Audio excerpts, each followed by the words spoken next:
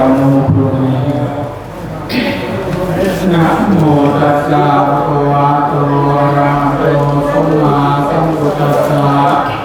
นะโมตัสสะภะคะวะโตสัมมาสัมพุทธัสสะนะโมตัสสะภะคะวะโตอะระหะโตสัมมาสัมพุทธัสสะอิมานิยังพันเตวังสกุลปัจจยาทานานิ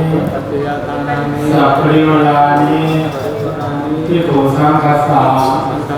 ปุณโญจยามะสาธุโนภันเตทิฏฐุสังโฆอิมานิวังสกุลปัจจยาทานานิสัพพิวลานิปฏิปันหาตุธรรมะกันเทวะมาตาปิตุปาทินันจังยาตกานังกายกตานังอิการตาอิกายะสุขายะข้าแต่ท่านพระสงฆ์ผู้เจริญข้าพเจ้าทั้งหลายขอน้อมถวายปัจจัยบางสกุลทั้งหลายเหล่านี้แด่พระสงฆ์ขอพระสงฆ์จงรับปัจจัยบางสกุลทั้งหลายเหล่านี้ของพวกข้าพเจ้าทั้งหลายเพื่อประโยชน์เพื่อความสุข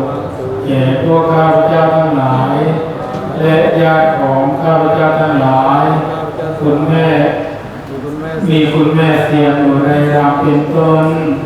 หากดวงวิญญาณของท่านตกทุกข์ก็ขอให้พ้นจากทุกข์หากดวงวิญญาณของท่านถึงสุขก็ขอให้สุขยิ่งขึ้นไป